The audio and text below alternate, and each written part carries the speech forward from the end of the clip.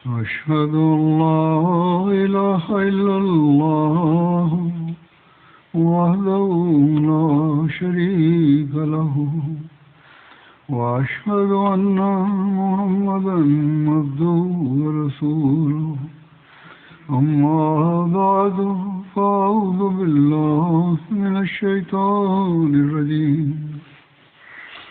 بسم الله الرحمن الرحيم الحمد لله رب العالمين الرحمن الرحيم مالك يوم الدين إياك نعبد وإياك نستعين اهدنا الصراط المستقيم صراط الذين أنعمت عليهم غير المغضوب عليهم ولا الضالين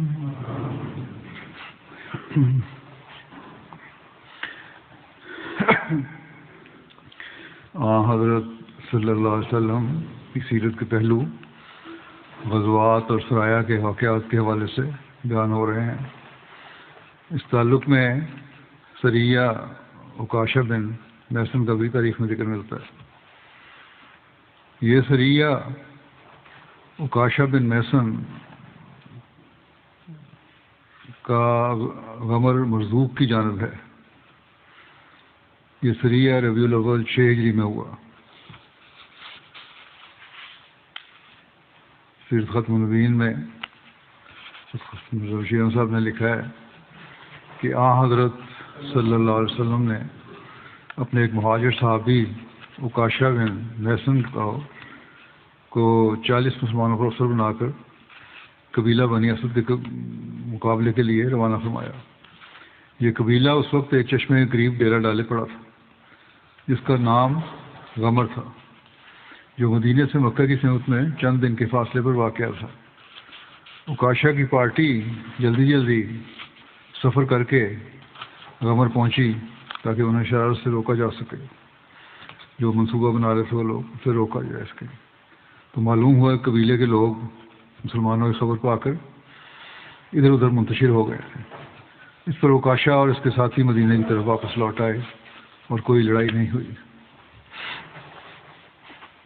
اسی طرح سریہ محمد بن مسلمہ کا ذکر ملتا ہے۔ یہ سریہ ربیع الثانی 6 ہجری کو پیش آیا۔ رسول اللہ صلی اللہ علیہ وسلم نے حضرت محمد بن مسلمہ کو بنو ثعلبہ اور بنو اوال کی طرف بھیجا جو ذوالقصہ میں رہتے تھے، اور ذوالقصہ مدینہ سے ربضہ کے راستے پر 24 میل کے فاصلے پر ہے۔ رسول اللہ صلی اللہ علیہ وسلم نے حضرت محمد بن مسلمہ کو 10 آدمی دے کر بھیجا۔ یہ جماعت رات کے وقت وہاں پہنچی۔ ان لوگوں نے حضرت محمد بن مسلمہ اور آپ کے ساتھیوں کو گھیر لیا۔ اس حال میں کہ سوئے ہوئے تھے، اور وہ 100 آدمی تھے دشمن کے۔ مسلمانوں کو اس وقت تک علم نہ ہوا جب تک کہ دشمن نے ان کا تیروں سے محاصرہ نہ کر لیا۔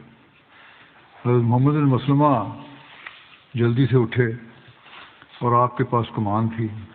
آپ نے اپنے ساتھیوں میں زور سے آواز لگائی کہ ہتھیار سنبھالو۔ وہ سب بھی جلدی سے اٹھے۔ رات کی ایک گھڑی تیر اندازی ہوتی رہی، کچھ وقت تک تیر اندازی آپس میں ہوئی۔ پھر بدوؤں نے نیزوں سے حملہ کر کے ان کو جو باقی تھے سب کو شہید کر دیا، اور حضرت محمد بن مسلمہ زخمی ہو کر گر پڑے۔ آپ کے ٹخنے پر ایسی چوٹ لگی کہ آپ حرکت نہیں کر سکتے تھے، اور ان لوگوں نے آپ کے کپڑے اتار لیے اور چلے گئے۔ ایک مسلمان آدمی کا مقتولین پر سے گزر ہوا، اس نے انا للہ و انا الیہ راجعون پڑھا۔ جب حضرت محمد بن مسلمہ نے اس کو سنا تو حرکت کی، اس نے آپ کو کھانا دیا اور آپ کو سواری پر بٹھا کر مدینہ لے آیا۔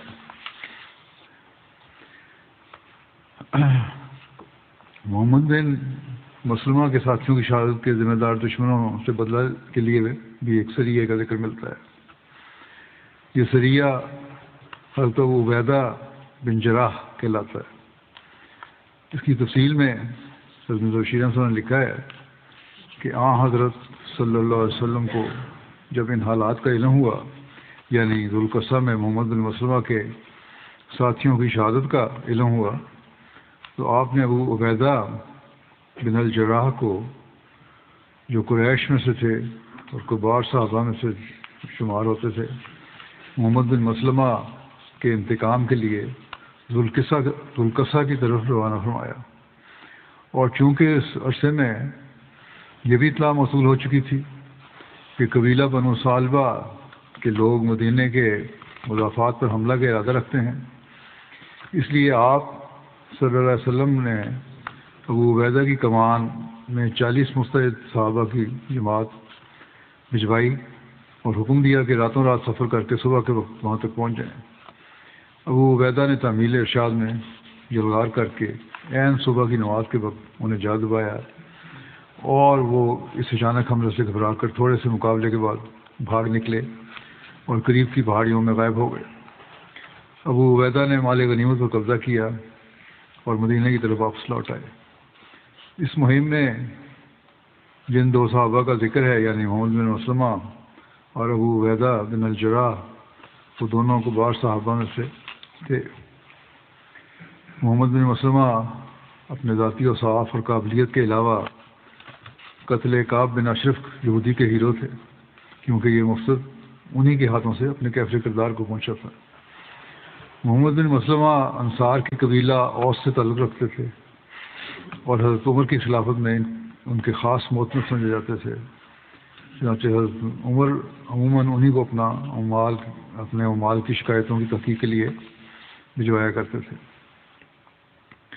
حضرت عثمان کی وفات کے بعد جب مسلمانوں میں اندرونی فتنوں کا دروازہ کھلا تو محمد بن مسلمہ نے اپنی تلوار کو ایک پتھر پر توڑ کر اپنے ہاتھ میں صرف ایک چھڑی لے لی، اور جب کسی نے اس کا سبب پوچھا تو انہوں نے کہا کہ حضرت صلی اللہ علیہ وسلم سے میں نے یہی سنا ہے کہ جب مسلمانوں کے اندر باہمی قتل و غارت کا دروازہ کھلے تو تم تلوار کو توڑ کر گھر میں اس طرح دبک کر بیٹھ جانا جس طرح کسی کمرے میں اس کا فرش پڑا ہوا ہوتا ہے۔ یہ حکم غالباً محمد بن مسلمہ کے لیے یا اس فتنے کے لیے خاص تھا، ورنہ بعض اوقات اندرونی فتنوں کا مقابلہ بھی ایک اعلیٰ دینی خدمت کا رنگ رکھتا ہے۔ دوسرے صحابی ابو عبیدہ بن الجراح تھے۔ یہ چوٹی کے صحابہ میں سے تھے اور قریش تھے۔ ان کی رفعت شان اس سے ظاہر ہے کہ حضرت صلی اللہ علیہ وسلم نے انہیں امین الملت کا خطاب عطا فرمایا تھا، اور حضرت صلی اللہ علیہ وسلم کی وفات کے بعد حضرت ابوبکر نے جن دو صحابہ کو خلافت کا اہل سمجھا تھا، ان میں سے ایک یہ بھی تھے۔ ابو عبیدہ حضرت عمر کے عہد میں مرض تعاون سے وفات پا کر شہید ہوئے۔ پھر ایک سریہ ہے، سریہ زید بن حارثہ، جو بنو سلیم کی طرف بھیجا گیا۔ اس کے بارے میں شیخ صاحب لکھتے ہیں کہ ماہ ربیع الاخر 6 ہجری میں حضرت صلی اللہ علیہ وسلم نے اپنے آزاد کردہ غلام زید بن حارثہ کی امارت میں چند مسلمانوں کو قبیلہ بنی سلیم کی طرف روانہ فرمایا۔ یہ قبیلہ اس وقت نجد کے علاقے میں بمقام جموم آباد تھا اور ایک عرصے سے حضرت صلی اللہ علیہ وسلم کے خلاف برسر پیکار چلا آتا تھا۔ چنانچہ غزوہ خندق میں بھی اس قبیلے نے مسلمانوں کے خلاف نمایاں حصہ لیا تھا۔ جب زید بن حارثہ اور ان کے ساتھی جموم میں پہنچے جو مدینے سے قریباً 50 میل کے فاصلے پر تھا، تو اسے خالی پایا، مگر انہیں قبیلہ مزینہ کی ایک عورت حلیمہ نامی سے، جو مخالفین اسلام میں سے تھی، اس جگہ کا پتہ چل گیا جہاں اس وقت قبیلہ بنو سلیم کا ایک حصہ اپنے مویشی چلا رہا تھا۔ چنانچہ اس اطلاع سے فائدہ اٹھا کر زید بن حارثہ نے اس جگہ پر چھاپا مارا۔ اس اچانک حملے سے گھبرا کر اکثر لوگ ادھر ادھر بھاگ کر منتشر ہو گئے، مگر چند قیدی اور مویشی مسلمانوں کے ہاتھ آ گئے، جنہیں وہ لے کر مدینے کی طرف واپس لوٹ آئے۔ اتفاق سے ان قیدیوں میں حلیمہ کا خاوند بھی تھا، اور ہر چند کہ وہ حربی مخالف تھا، جنگ لڑنے والا تھا۔ حضرت صلی اللہ علیہ وسلم نے حلیمہ کی اس امداد کی وجہ سے، یعنی جو اس نے معلومات مہیا کی تھیں، اس کی وجہ سے نہ صرف حلیمہ کو بلا فدیہ آزاد کر دیا، بلکہ اس کے خاوند کو بھی احسان کے طور پر چھوڑ دیا، اور حلیمہ اور اس کا خاوند خوشی خوشی اپنے وطن کو واپس چلے گئے۔ اسی طرح سریہ زید بن حارثہ کا ذکر ملتا ہے، جو ایسٹ کی طرف بھیجا گیا۔ اس کی تفصیل میں ختم الدین میں اس طرح بیان ہوا ہے کہ حضرت صلی اللہ علیہ وسلم نے جمادی الاولیٰ 6 ہجری کے مہینے میں انہیں یعنی زید بن حارثہ کو 170 صحابہ کی کمان میں پھر مدینہ سے روانہ فرمایا۔ اس مہم کی وجہ اہل سیر نے، سیرت لکھنے والوں نے یہ لکھی ہے کہ شام کی طرف سے قریش مکہ کا ایک قافلہ آ رہا تھا۔ اس کی روک تھام کے لیے حضرت صلی اللہ علیہ وسلم نے اس دستے کو روانہ فرمایا تھا۔ قریش کے قافلے ہمیشہ مسلح ہوتے تھے، اور مکہ اور شام کے درمیان آتے جاتے ہوئے وہ مدینے کے بالکل قریب سے گزرتے تھے، جس کی وجہ سے ان کی طرف سے ہر وقت خطرہ رہتا تھا۔ علاوہ ازیں یہ قافلے جہاں جہاں سے گزرتے تھے، قبائل عرب کو مسلمانوں کے خلاف اکساتے جاتے تھے، جس کی وجہ سے سارے ملک میں مسلمانوں کے خلاف عداوت کی ایک خطرناک آگ مشتعل ہو چکی تھی۔ اس لیے ان کی روک تھام ضروری تھی۔ بہرحال حضرت صلی اللہ علیہ وسلم نے قافلے کی خبر پا کر زید بن حارثہ کو اس طرح روانہ فرمایا، اور وہ اس ہوشیاری سے گھات لگاتے ہوئے بڑھے کہ بمقام ایس قافلے کو جا دبایا۔ ایس ایک جگہ کا نام ہے جو مدینہ سے 4 دن کی مسافت پر سمندر کی جانب واقع ہے۔ چونکہ یہ اچانک حملہ تھا، اہل قافلہ مسلمانوں کے حملے کی تاب نہ لا سکے اور اپنے ساز و سامان کو چھوڑ کر بھاگ نکلے۔ زید نے بعض قیدی پکڑ کر اور سامان قافلہ اپنے قبضہ میں لے کر مدینے کی راہ لی، اور حضرت صلی اللہ علیہ وسلم کی خدمت میں حاضر ہو گئے۔ ان واقعات میں ابو العاص بن ربیع کے قید ہونے اور قبول اسلام کا بھی ذکر ملتا ہے۔ اس کی تفصیل اس طرح ہے کہ ابن اسحاق کہتے ہیں کہ فتح مکہ سے پہلے ابو العاص بن ربیع تجارت کی غرض سے اپنا مال اور قریش کے لوگوں کے مالوں کو لے کر شام کی طرف نکلا۔ جب تجارت سے فارغ ہو گیا اور قافلے کو لے کر واپس لوٹا تو رسول اللہ صلی اللہ علیہ وسلم کے ایک لشکر سے سامنا ہوا۔ صحابہ نے اس کے پاس موجود سارا سامان اپنے قبضے میں لے لیا اور قافلے کے لوگوں کو قیدی بنا لیا۔ ابن سعد نے لکھا ہے کہ حضرت زید نے اس قافلے کو، جن میں ابو العاص بھی تھا، گرفتار کیا اور انہیں مدینہ لے آئے۔ امام زہری اور ابن عقبہ کے نزدیک ابو بصیر، ابو جندل اور ان دونوں کے ساتھیوں نے ابو العاص کے اس قافلے سے مال پکڑا اور ان کو قیدی بنایا، جن کا ٹھکانہ سیف البحر تھا۔ سیف البحر کا پہلے بھی ذکر ہو چکا ہے کہ جیسا، لیکن یہ ہے ایس کے نواب میں سمندر کا ساحل تھا۔ آپ دونوں نے ان قافلے والوں سے کسی کو بھی قتل نہیں کیا، کیونکہ رسول اللہ صلی اللہ علیہ وسلم کے ساتھ ابو العاص کا سسرالی رشتہ تھا۔ یہ آپ صلی اللہ علیہ وسلم کے داماد تھے۔ ایک روایت میں ہے کہ ابو العاص سریہ والوں سے یعنی زید بن حارثہ کے لشکر سے بھاگ گیا۔ جب مسلمان اس قافلے کے اموال لے کر واپس آ گئے تو ابو العاص رات کو مدینے آیا، یہاں تک کہ اپنی زوجہ حضرت زینب بنت رسول صلی اللہ علیہ وسلم کے پاس آیا اور آپ سے پناہ طلب کی۔ حضرت زینب نے ابو العاص کو پناہ دے دی۔ جب رسول اللہ صلی اللہ علیہ وسلم نے صبح کی نماز پڑھائی تو آپ صلی اللہ علیہ وسلم تکبیر کہی اور لوگوں نے بھی آپ صلی اللہ علیہ وسلم کے ساتھ تکبیر کہی، تو حضرت زینب نے صفا جو نساء جو عورتوں کے لیے جگہ تھی وہاں سے زور سے آواز لگائی، اور ایک روایت میں ہے کہ آپ نے اپنے دروازے پر کھڑے ہو کر بآواز بلند فرمایا، اے لوگو، میں نے ابو العاص کو پناہ دی۔ جب رسول اللہ صلی اللہ علیہ وسلم نے سلام پھیرا تو آپ صلی اللہ علیہ وسلم نے لوگوں کی طرف متوجہ ہوئے اور فرمایا اے لوگوں کیا تم نے وہ سنا جو میں نے بھی سنا؟ انہوں نے عرض کیا ہاں۔ آپ صلی اللہ علیہ وسلم نے فرمایا مجھے اس ذات کی قسم جس کے ہاتھ میں محمد صلی اللہ علیہ وسلم کی جان ہے، میں اس عمر میں سے کسی چیز کے بارے میں نہیں جانتا، مجھے اس کو پہلے نہیں پتا تھا، ابھی حضرت زینب سے سنا ہے، حتیٰ کہ میں نے وہ سنا ہے جو تم نے بھی سنا ہے۔ مسلمان اپنے دشمن کے خلاف ایک ہاتھ ہیں، آپ نے فرمایا کہ مسلمان اپنے دشمن کے خلاف ایک ہاتھ ہیں، ان کا ادنا شخص بھی پناہ دے سکتا ہے۔ اور ایک روایت میں ہے کہ آپ صلی اللہ علیہ وسلم نے فرمایا ہم نے بھی اس کو پناہ دی جس کو زینب نے پناہ دی۔ پھر رسول اللہ صلی اللہ علیہ وسلم اپنے گھر میں داخل ہوئے تو حضرت زینب بھی رسول اللہ صلی اللہ علیہ وسلم کے ساتھ داخل ہوئیں اور ابو العاص سے جو کچھ چھینا گیا تھا اسے لوٹانے کا مطالبہ کیا۔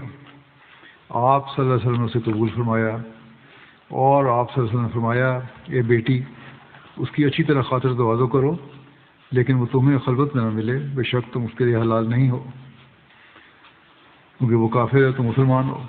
رسول اللہ صلی اللہ علیہ وسلم نے اس سریہ والوں کی طرف پیغام بھیجا جنہوں نے ابو العاص سے مال لیا تھا۔ آپ صلی اللہ علیہ وسلم نے انہیں فرمایا یہ شخص ہم میں سے ہے جیسا کہ تم جانتے ہو، یعنی کہ رشتہ داری ہے میرے ساتھ اس کی، اور تم نے اس سے مال چھینا ہے، اگر تم احسان کرو اور اس کا مال اس کو لوٹا دو، حکم نہیں دیا، آپ نے فرمایا کہ احسان کرو اور اس کا مال اس کو لوٹا دو تو یہ ہمیں پسند ہے، اور اگر تم انکار کر دو تو یہ اللہ تعالیٰ کی غنیمت ہے جو اس نے تمہیں دی ہے، مجھے کوئی اعتراض نہیں اس پہ، اور تم اس کے زیادہ حقدار ہو۔ تو انہوں نے کہا یا رسول اللہ صلی اللہ علیہ وسلم ہم یہ مال اس کو واپس لوٹاتے ہیں۔ ابن عقبہ نے لکھا ہے کہ ابو العاص نے حضرت زینب سے اپنے ان ساتھیوں کے بارے میں بات کی جن کو ابو بصیر اور ابو جندل نے قید کیا تھا اور ان سے مال لے لیا تھا۔ حضرت زینب نے رسول اللہ صلی اللہ علیہ وسلم سے اس بارے میں بات کی۔ رسول اللہ صلی اللہ علیہ وسلم تشریف لائے اور لوگوں سے خطاب کیا۔ آپ نے فرمایا ہم نے چند لوگوں کو داماد بنایا اور ہم نے ابو العاص کو بھی داماد بنایا اور اس کو ہم نے اچھا داماد پایا۔ وہ شام سے اپنے چند قریشی ساتھیوں کے ساتھ آ رہا تھا۔ ابو جندل اور ابو بصیر نے ان کو پکڑ لیا اور ان کو قیدی بنایا اور ان کے پاس جو کچھ تھا ان سے چھین لیا اور ان میں سے کسی ایک کو قتل نہ کیا۔ اور زینب نے مجھ سے سوال کیا کہ میں اس کو پناہ دوں، کیا تم ابو العاص اور اس کے ساتھیوں کو پناہ دیتے ہو؟ تو لوگوں نے کہا جی ہاں۔ جب رسول اللہ صلی اللہ علیہ وسلم کا یہ قول ابو جندل اور آپ کے ساتھیوں کو ابو العاص اور اس کے قید ساتھیوں کے بارے میں پہنچا تو انہوں نے سب کو آزاد کر دیا اور ہر چیز ان کی طرف لوٹا دی، یہاں تک کہ رسی بھی لوٹا دی۔ ابن اسحاق اور محمد بن عمر کے نزدیک صحابہ نے ان کی ہر چیز لوٹا دی، یہاں تک کہ کوئی آدمی ڈول لے کر آ رہا تھا، کوئی مشق اور کوئی لوٹا لے کر آ رہا تھا اور کوئی کجاوا کی لکڑی لے کر آ رہا تھا۔ انہوں نے سب کچھ قیدیوں سمیت واپس کر دیا اور اس میں سے کوئی چیز بھی گم نہ پائی۔ پھر ابو العاص مال لے کر مکی کی طرف چلا گیا اور ہر حق والے کو اس کا حق دے دیا۔ پھر کھڑا ہو گیا اور کہنے لگا مکے والوں کے سامنے، ابو العاص نے کہا کہ اے اہل مکہ، کیا تم میں سے کسی ایک کا کوئی مال میرے پاس باقی رہ گیا جسے اس نے نہ لیا ہو؟ اے اہل مکہ، کیا میں نے اپنی ذمہ داری کو پورا کر دیا؟ تو ان سب نے کہا ہاں، اللہ تعالیٰ تجھے بہتر بدلہ دے، ہم نے تجھے بہت اچھا وفادار پایا ہے۔ تب ابو العاص نے اسلام قبول کرنے کا اعلان کرتے کہا میں گواہی دیتا ہوں کہ اللہ تعالیٰ کے علاوہ کوئی معبود نہیں اور محمد صلی اللہ علیہ وسلم اللہ کے بندے اور اس کے رسول ہیں۔ اللہ تعالیٰ کی قسم، رسول اللہ صلی اللہ علیہ وسلم کے پاس کوئی چیز مجھے اسلام لانے سے نہیں روک سکتی تھی، ایک جب میں مدینے تھا وہاں اسلام لا سکتا تھا، لیکن مجھے ڈر ہوا کہ تم گمان کرو گے کہ میں نے تمہارے اموال کھانے کا ارادہ کیا ہے۔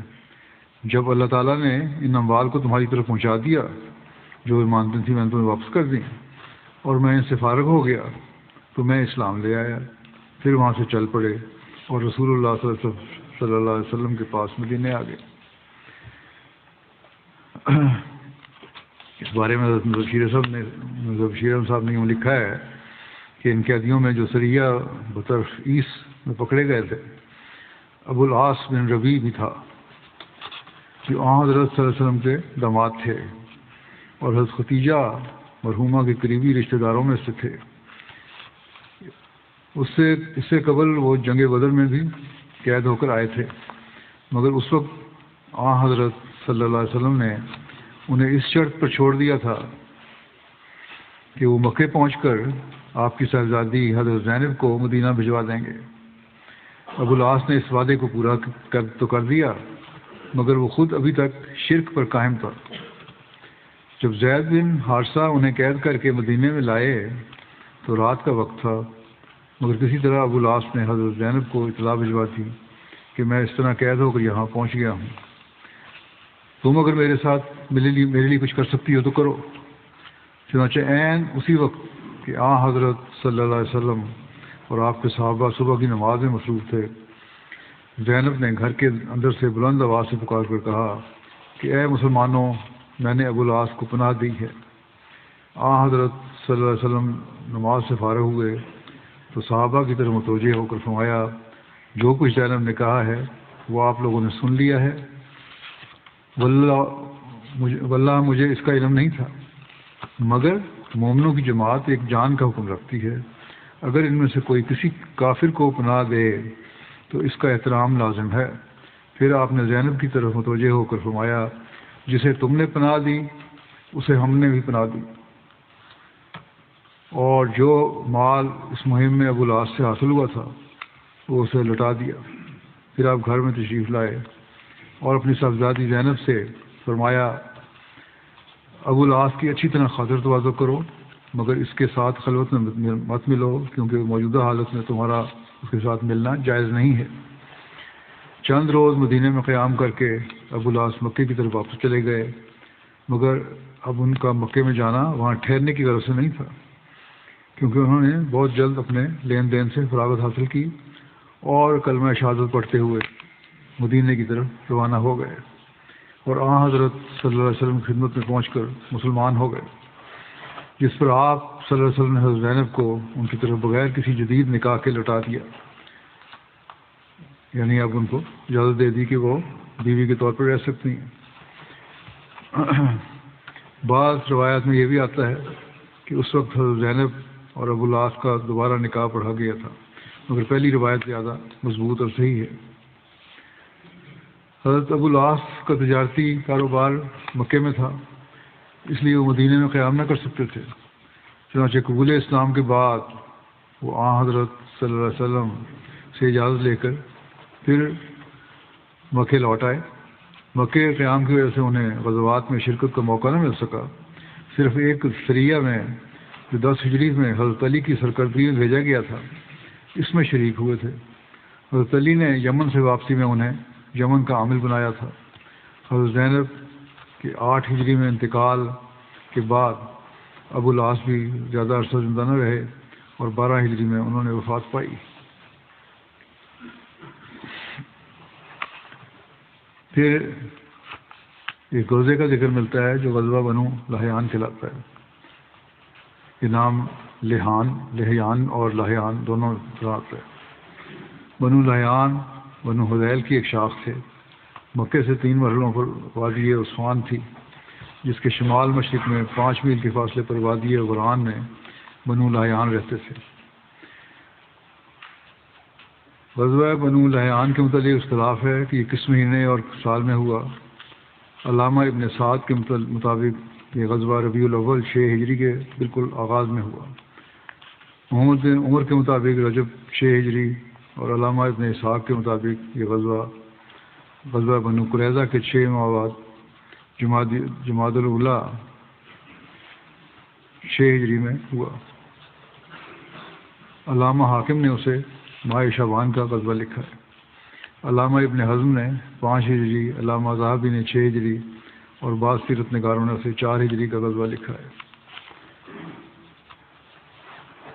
بشیر احمد صاحب نے جو نتیجہ اخذ کیا ہے اسے جمادی الاولیٰ 6 ہجری کے مطابق ستمبر 627 عیسوی کا غزوہ لکھا ہے۔ اب لکھتے ہیں کہ غزوہ بنو لحیان کی تاریخ کے متعلق مورخین میں اختلاف ہے۔ ابن سعد نے اسے ربیع الاول 6 ہجری میں بیان کیا ہے، مگر ابن اسحاق اور طبری نے تصریح کی ہے کہ وہ جمادی الاولیٰ 6 ہجری میں ہوا تھا۔ اب کہتے ہیں کہ میں نے اس جگہ ابن اسحاق کی پیروی کی ہے، یعنی ان کے نزدیک وہ صحیح ہے، واللہ اعلم۔ غزوہ بنو لحیان کے پس منظر کے بارے میں لکھا ہے کہ شیر صاحب لکھتے ہیں کہ اس کا صحابہ رجی کا المناک واقعے کا حوالہ دے کر ذکر کرتے ہیں کہ اس موقع پر 10 بے گناہ مسلمان جو اسلام کی پرامن تبلیغ کے لیے بھجوائے گئے تھے، نہایت بے دردی اور دھوکے سے قتل کر دیے گئے، اور اس سارے فتنے کی تہ میں بنو لحیان کا ہاتھ تھا، جو اس زمانے میں مکے اور مدینے کے درمیان وادی قرآن میں آباد تھے۔ طبعاً حضرت صلی اللہ علیہ وسلم کو اس واقعے کا سخت صدمہ تھا، اور چونکہ بنو لحیان کا رویہ ابھی تک اسی طرح معاندانہ اور مفسدانہ تھا، اور ان کی طرف سے آئندہ کے لیے بھی اندیشہ تھا کہ مسلمانوں کے خلاف کسی مزید فتنہ انگیزی کا باعث نہ بنے، اس لیے آپ نے انتظامی لحاظ سے مناسب خیال فرمایا کہ ان کی کسی قدر گوشمالی ہو جائے تاکہ کم از کم آئندہ کے لیے مسلمان ان کے فتنوں سے محفوظ ہو جائیں۔ تو اس لیے حضرت صلی اللہ علیہ وسلم نے حضرت ابن مکتوم کو مدینے پر نائب مقرر کیا اس گوشمالی کی مہم کے لیے۔ آپ نکلے اور ابن مکتوم کو نائب مقرر کیا۔ رسول اللہ صلی اللہ علیہ وسلم اپنے ساتھ 200 صحابہ اور 20 گھوڑے لے کر مدینے سے شمال کی طرف شام کے راستے پر روانہ ہوئے، جبکہ بنو لحیان مدینہ کے جنوب میں حجاز میں مکے کے راستے کے قریب رہتے تھے۔ شمال کی طرف جانے کی وجہ یہ تھی کہ آپ بنو لحیان پر ان کی لاعلمی میں اچانک حملہ کرنا چاہتے تھے تاکہ وہ حملے کی اطلاع پا کر کہیں بھاگ نہ جائیں۔ اسی مقصد کے لیے آپ نے ایسا راستہ استعمال کیا جو عام طور پر استعمال نہ ہوتا تھا، اور تیزی سے سفر کرتے ہوئے بنو لحیان کی بستی غران میں پہنچ گئے، جہاں آپ صلی اللہ علیہ وسلم کے صحابہ شہید ہوئے تھے۔ آپ نے اپنے شہید صحابہ کے لیے رحمت کی دعا کی۔ بنو لحیان کو آپ کے آنے کا علم ہوا تو وہ پہاڑوں کی چوٹیوں کی طرف بھاگ گئے، اس لیے ان میں سے کوئی بھی نہ پکڑا گیا۔ آپ نے 1 یا 2 دن وہاں قیام فرمایا اور ہر طرف گروہ روانہ کیے، لیکن پھر بھی کوئی نہ پکڑا گیا۔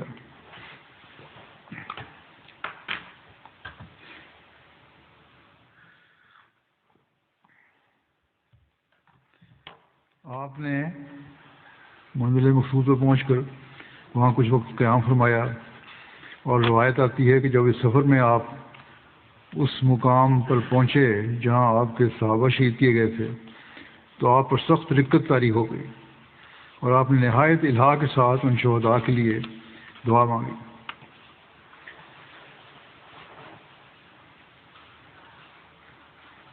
پھر لکھا ہے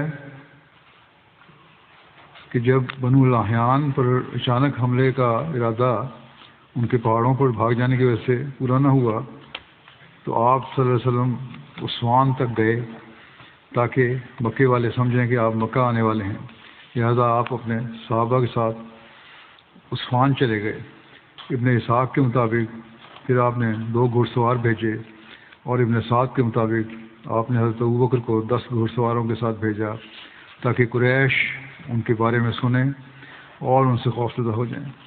حضرت ابوبکر قراء الغمیم تک گئے جو عثمان سے 8 میل پر ایک وادی ہے۔ پھر حضرت ابوبکر عثمان کی طرف واپس آ گئے اور کسی سے ان کا سامنا نہ ہوا۔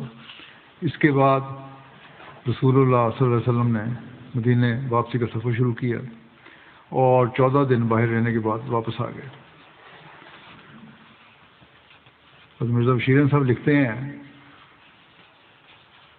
کہ واپسی سفر کے دوران میں آپ نے ایک دعا فرمائی جسے بعد میں مسلمان اپنے اہم سفروں سے واپسی کے موقع پر عموماً پڑھا کرتے تھے، اور وہ دعا یہ ہے کہ آئبونا تائبونا عابدونا ساجدونا لربنا حامدون، یعنی ہم لوگ اپنے خدا کی طرف لوٹنے والے ہیں، اسی کی طرف جھکنے والے ہیں، اسی کی عبادت کرنے والے ہیں، اسی کے سامنے گرنے والے اور اپنے رب کی تعریف کے گیت گانے والے۔ حضرت صلی اللہ علیہ وسلم خود بھی اپنے بعد کے سفروں میں عموماً یہ دعا فرمایا کرتے تھے، اور بعض اوقات اس کے ساتھ یہ الفاظ زیادہ فرماتے تھے کہ صدق اللہ وعدہ و نصر عبدہ و حزم الاحزاب وحدہ، یعنی ہمارے خدا نے اپنے وعدہ پورا کیا اور اپنے بندے کی نصرت فرمائی اور دشمن کے لشکروں کو خود اپنے دم سے پسپا کر دیا۔ یہ دعا جو غزوہ بنو لحیان کے تعلق میں اہل سیر نے بیان کی ہے اور محدثین نے بھی اس کی تصدیق کی ہے، اپنے اندر ایک خاص کیفیت کی حامل ہے، اور اس کے مطالعے سے ان جذبات کا اندازہ کرنے کا موقع ملتا ہے جو اس پرآشوب زمانے میں حضرت صلی اللہ علیہ وسلم فداء نفسی کے قلب مطہر میں معزن تھے، اور جنہیں آپ صلی اللہ علیہ وسلم اپنے صحابہ کے اندر پیدا کرنا چاہتے تھے۔ اس دعا میں تڑپ مخفی ہے کہ دشمن کی طرف سے جو روک مسلمانوں کی عبادت گزاری اور اسلام کی پرامن تبلیغ کے راستے میں ڈالی جا رہی ہے، اللہ تعالیٰ اسے دور فرمائے، اور جس حد تک اللہ تعالیٰ نے اس روک کو دور کیا ہے اس پر شکر گزاری کا گیت گایا گیا ہے۔ اس کی مثال ایسی ہے کہ ایک شخص اپنے ایک نہایت دل پسند کام میں منہمک ہو، اور پھر یکلخت کوئی دوسرا شخص اس کے کام میں مخل ہو کر اس کی توجہ کو منتشر کر دے، مگر کچھ وقت کے بعد خدائی فضل کے ماتحت یہ روک دور ہو جائے اور وہ شخص پھر اپنے محبوب مشغلے میں مصروف ہونے کا موقع پا لے۔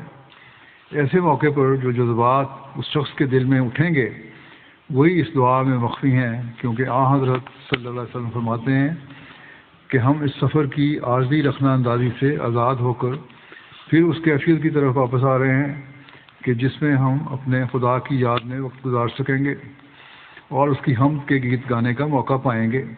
ہاں، وہی خدا جو اس سے پہلے بھی متعدد موقعوں پر ہمیں دشمنوں کے فتنے سے محفوظ کر کے امن عطا کرتا رہا ہے۔ یہ جذبہ کیسا مبارک اور کیسا دلکش اور کیسا پرامن ہے، مگر افسوس ہے کہ پھر بھی بعض دشمنان اسلام اعتراض سے باز نہیں آتے اور یہی کہتے چلے جاتے ہیں کہ حضرت صلی اللہ علیہ وسلم اور آپ کے صحابہ کی اصل غرض جارحانہ فوج کشی اور دنیا طلبی تھی۔ پھر ایک سریہ زید بن حارثہ ہے۔ یہ سریہ جمادی الاخرہ 6 ہجری میں ہوا۔ رسول اللہ صلی اللہ علیہ وسلم نے حضرت زید بن حارثہ کو بنو سالبہ بن سعد کی جانب طرف مقام کی طرف بھیجا۔ طرف بنو سالبہ کے ایک کنویں کا نام ہے جو عراق کے راستے میں مدینے سے 36 میل دور ہے۔ حضرت زید بن حارثہ 15 آدمیوں کے ہمراہ نکلے، یہاں تک کہ جب طرف میں پہنچے تو وہاں اونٹوں اور بکریوں کو پکڑ لیا، اور وہاں پر موجود بادیہ نشین ڈر گئے کہ رسول اللہ صلی اللہ علیہ وسلم کی طرف چل پڑے ہیں، اور وہ وہاں سے بھاگ گئے۔ حضرت زید بن حارثہ جانوروں کو ہانک کر مدینے لے آئے۔ بنو سالبہ کے لوگ ان صحابہ کی تلاش میں نکلے، لیکن وہ صحابہ کو نہ پکڑ سکے۔ صحابہ کل 20 اونٹ لے کر آئے، 4 راتیں اس مہم کے لیے باہر رہے اور لڑائی کی نوبت نہ آئی۔ اس سریہ میں مسلمانوں کا شعار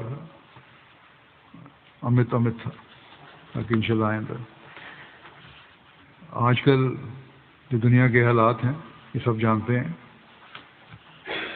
شام میں جو حالات ابھرے ہیں جو بھی واضح نہیں ہیں، کہنے کو تو ایک ظالم جابر حکومت ختم ہوئی، لیکن دعا کریں کہ آنے والی حکومت بھی انصاف سے کام لینے والی ہو۔ کہتے تو بہت ہیں یہ آنے والے کہ ہم انصاف کریں گے، لیکن عموماً یہی دیکھا گیا ہے کہ جب طاقت مل جائے تو کہتے کچھ ہیں اور کرتے کچھ ہیں۔ اللہ تعالیٰ ان علاقوں کے احمدیوں کو اپنی حفاظت میں رکھیں۔ تجزیہ نگار تو لکھتے ہیں کہ عوام بظاہر ظلم ختم ہونے پر خوشیاں منا رہے ہیں، لیکن آئندہ کیا ہوگا کچھ پتہ نہیں ہے۔ اسی طرح اسرائیل بھی ان علاقوں میں حملہ کر رہا ہے بلا وجہ۔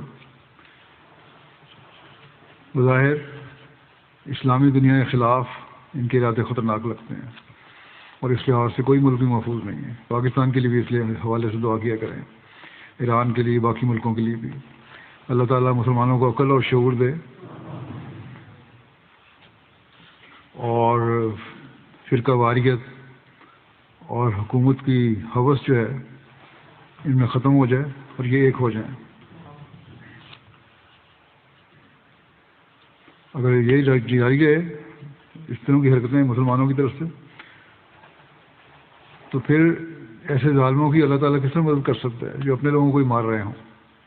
بہرحال بہت دعائیں کریں، اللہ تعالیٰ ہر احمدی کو ان کے شر سے محفوظ رکھے۔ احمدی نہ تو مسلمانوں کے ہاتھوں محفوظ ہیں، ان نام نہاد مسلمانوں کے، نہ ہی غیروں کے ہاتھ سے جو مسلمانوں کے خلاف ہیں۔ اللہ تعالیٰ رحم فرمائے اور ہمیں ہر لحاظ سے اپنی حفاظت میں رکھے۔ اسی طرح اس دنیا میں آج کل طوفان بھی بہت آ رہے ہیں۔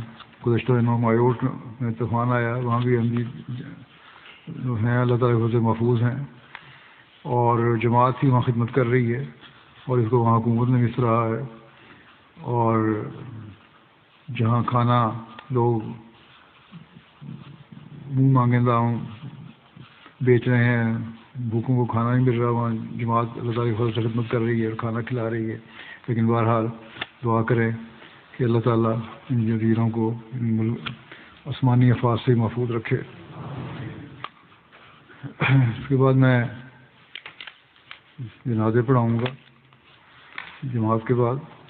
پہلا جنازہ ہے امیر حسن ورانی صاحب، شہید ہیں، جو در محمد صاحب نصرت آباد ضلع میر پور خاص کے بیٹے تھے۔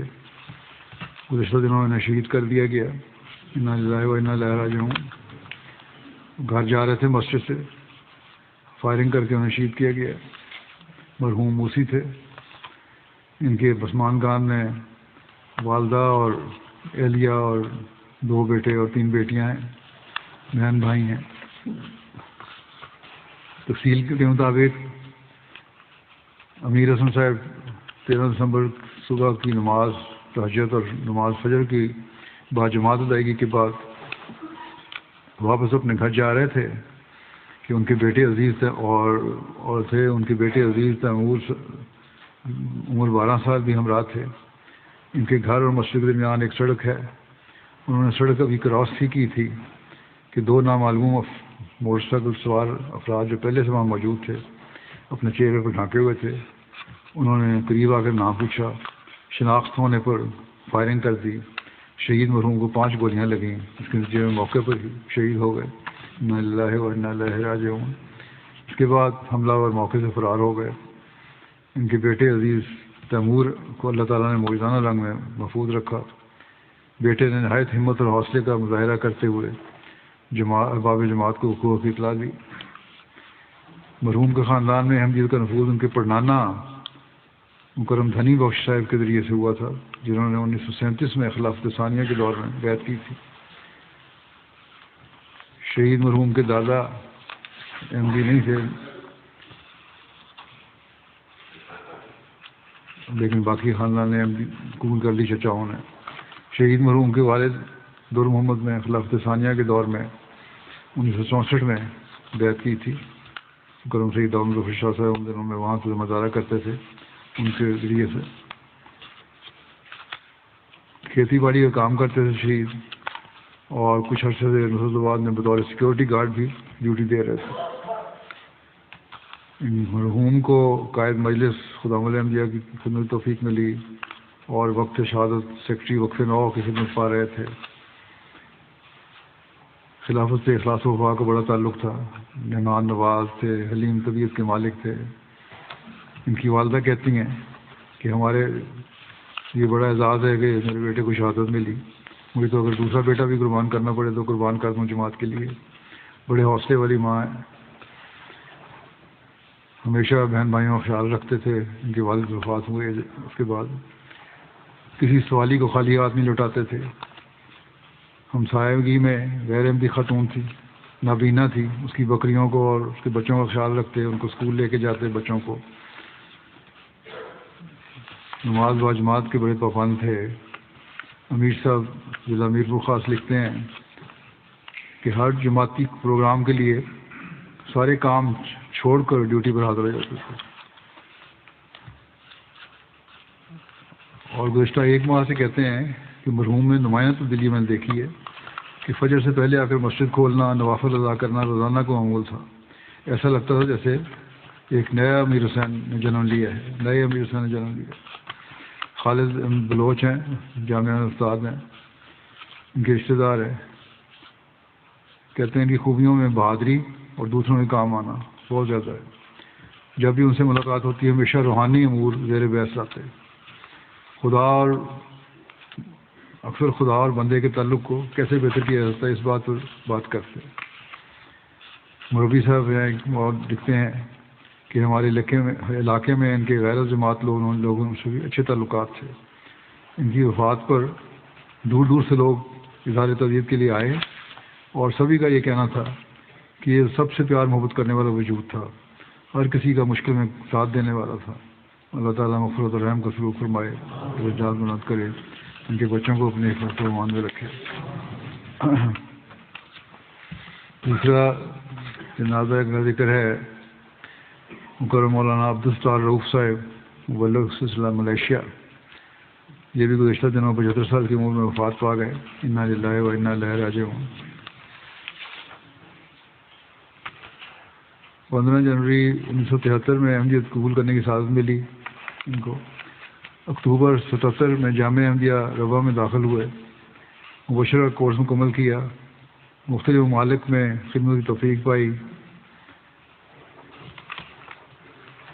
85 بطور مبلغ 85 میں انڈونیشیا میں ان کا تقرر ہوا. پھر فجی بھیجا گیا، وہاں کچھ سال رہے. پھر انڈونیشیا چلے گئے، پھر ملیشیا بھیجا گیا، وہاں تبلیغ کی. پھر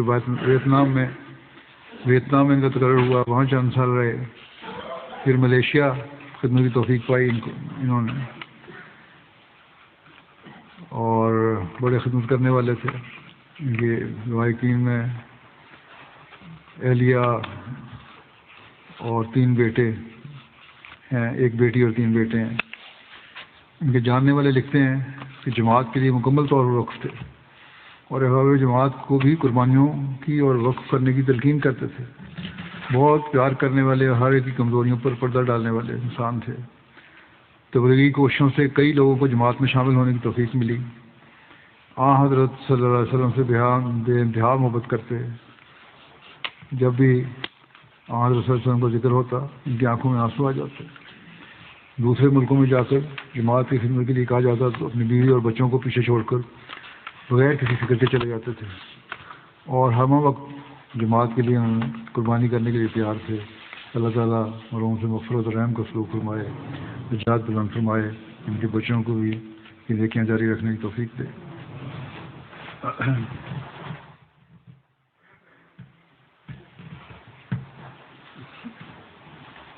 الحمد للہ نحمده ونستعینه ونستغفره ونؤمن به ونتوکل علیہ ونعوذ باللہ من شرور انفسنا ومن سیئات اعمالنا من يهده الله فلا مضل له ومن يضلل فلا هادي له ونشهد أن لا إله إلا الله ونشهد أن محمدا عبده ورسوله. عباد الله رحمكم الله إن الله يأمر بالعدل والإحسان وإيتاء ذي القربى وينهى عن الفحشاء والمنكر والبغي يعظكم لعلكم تذكرون. اذكروا الله يذكركم وادعوه يستجب لكم ولذكر الله أكبر